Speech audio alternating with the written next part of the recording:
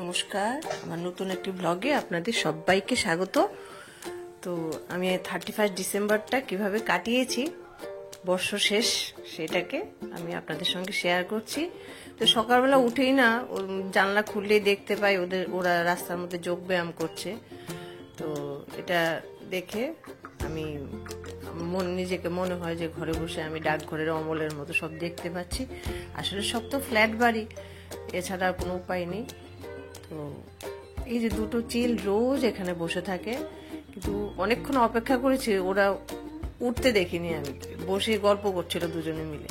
Train দেখি, এখানে metro train যায়, এইভাবে আমার সকালটা কেটে যায় আর কি। তারপর গিয়েছিলাম মোবাইল, আমার ছেলের মোবাইলটা একটু নষ্ট হয়েছে, এটা আর আমার মেমোরি কার্ডের দরকার ছিল, এই জন্য আমি গেছিলাম। এটা বিরাট বড় একটা মল, দেখতেই পাচ্ছেন।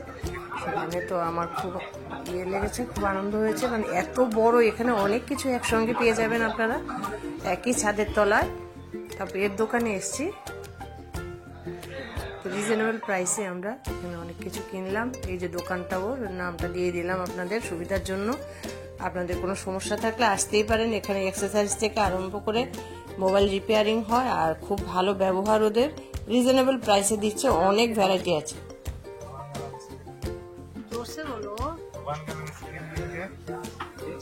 कहाँ पर है ये? आपका ये मॉल है, first floor, shop number 131, West Bengal, Kolkata.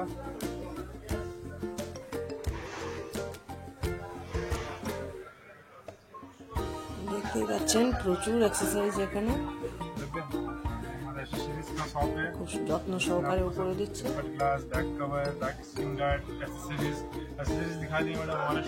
তো বললো আবার আমাকে একটু দেখিয়ে দিতে, যেহেতু আমি বানাই, কথায় কথায় গল্প করতে করতে জেনেছে। তারপর দেখিয়ে দিলাম। দেখুন প্রচুর আছে, যে এর কাছে জিনিসের স্টক আছে,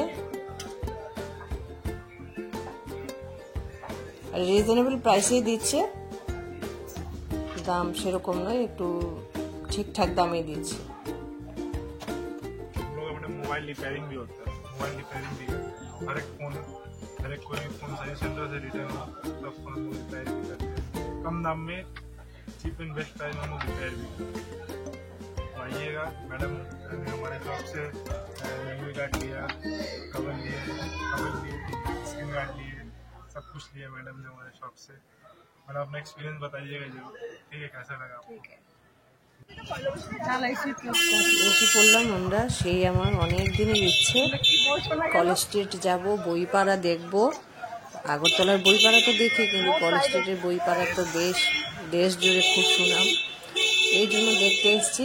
সবার কাছে এটা, মানে কলকাতাবাসীদের জন্য তো নিশ্চয়ই অনেক পুরনো ব্যাপার এটা, কিন্তু আমার কাছে খুব নতুন ব্যাপার, খুব আনন্দের ব্যাপার। এই যে দ্বীপ প্রকাশন, ওইটাতে আমি শুধু বইমেলাতে আমাদের আগরতলা দেখতে পাই, এখানে এসে দেখলাম, মনটা বেশ আনন্দে ভরে গেছে। আর আরেকটা এখানে উদ্দেশ্য আছে, আজকে আমরা কফি হাউসে যাব, তো দুটো তো একখানেই, আমার দুটো আনন্দ একসঙ্গে করা হয়ে যাবে, এই জন্য আপনাদের শেয়ার করছি। আমার তো আজকে আনন্দের সীমা নেই, বই পাড়ায় এত বই একসঙ্গে দেখতে পাচ্ছি, কি যে করবো বুঝতে পারছি না। তারপর আমরা চলে গেলাম ইন্ডিয়ান কফি হাউস, বাংলাদেশে কালজয়ী গান, কফি হাউসে সে আড্ডাটা আজ আর নেই আছে, আড্ডা এখনো আছে, কিন্তু একবার নতুন প্রজন্ম আসছে, সেইভাবে আড্ডাটা এক একজনের জন্য নেই, আবার নতুন প্রজন্মের জন্য আবার শুরু হচ্ছে। তবে নিচতলা উপরতলা মিলে, নিচতলা অনেক বয়োজ্যেষ্ঠ ব্যক্তি এখানে আসছেন, গল্প করছেন, বা বিদেশি লোকজনও আছেন, মোটের উপর তো খুব জমজমাটি ব্যাপার।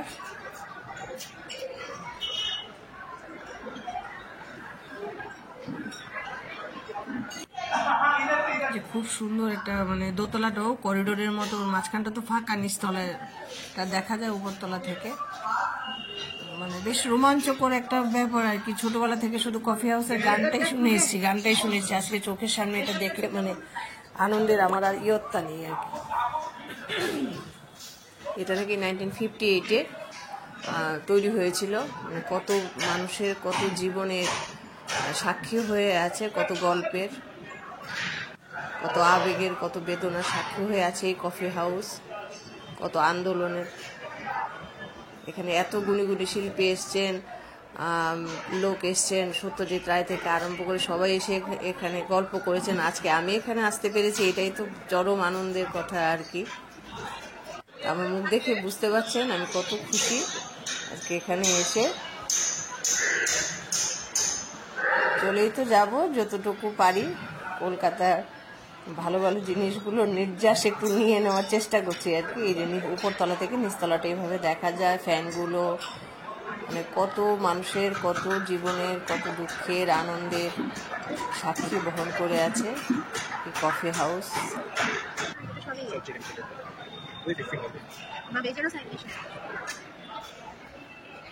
আপনারা তো নিশ্চয়ই অনেক এসছেন, আমার কাছে যেহেতু এটা প্রথম অভিজ্ঞতা এই জন্য আমার রোমাঞ্চটা অনেক বেশি। তো ওরা ভাই বোন মিলে, বান্ধবী আর বাবাই মিলে দেখছে কি কি খাওয়া যায়, মেনু কার্ডটা দেখে নিচ্ছে।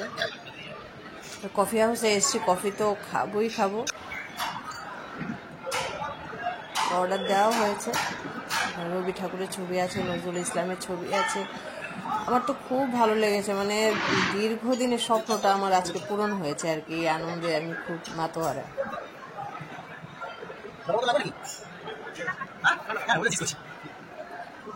আর কবে আসি না আসি, এই জন্য একদম প্রাণ ভরে ছবি টবি তুলে আনন্দ লুটে পুটে নিয়েছি আর কি। এই ফ্যানগুলো কবে থেকে এভাবে আছে এটাই ভাবছি আর কি। অনেক সুন্দর সুন্দর পেন্টিং দিয়ে এখানে সাজানো হয়েছে কফি হাউসটা।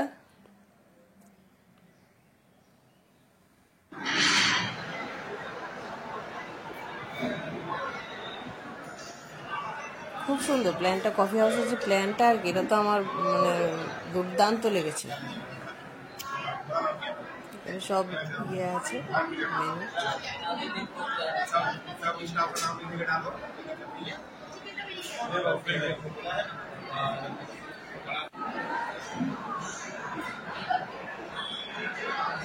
দেখে দেখে আমার একদম মন ভরে গেল, প্রাণ ভরে গেল।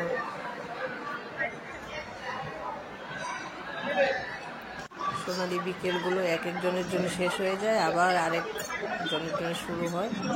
বিকেলগুলো এখনো আছে, দুপুর 12টা থেকে মনে হয় এটা ইয়ে হয় আর কি। আর মান্নাদের কফি হাউসের গানটা কেউ শোনেনি সেরম তো বাঙালি নেই। যারা মানে কলকাতায় থাকে না, শুধু মান্নাদের এই গানটা শুনেই কল্পনা করতে পেরেছে। তারপরে এসে পড়েছে আমাদের খাবার দাবার। এই যে কফি নিয়েছি, আর করে একটু নিয়েছে, চিকেন নিয়েছে,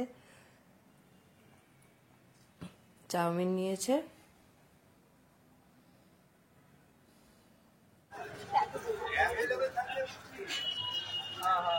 তারপরে এসে পড়লাম সেই আমার বই পাড়ায়, ঘুরে ঘুরে দেখছি এত বই একসঙ্গে দেখে তো একদম মনটা ভরে গেল আমার। আর সেই কলকাতার ঐতিহ্যবাহী টানা রিক্সা, যদিও আমি এখানে উঠি না, আমার খুব খারাপ লাগে, টেনে টেনে নিয়ে যায় একটা মানুষ পায়ে হেঁটে হেঁটে, ওইটা আমার খুব কষ্ট লাগে। আমি কোনোদিনও এখানে উঠি না, দেখতে ঠিক আছে, এটা তো কলকাতার ঐতিহ্য। তারপর কি বই, এত বই একসঙ্গে দেখে তো মাথা খারাপ হওয়ার যোগ।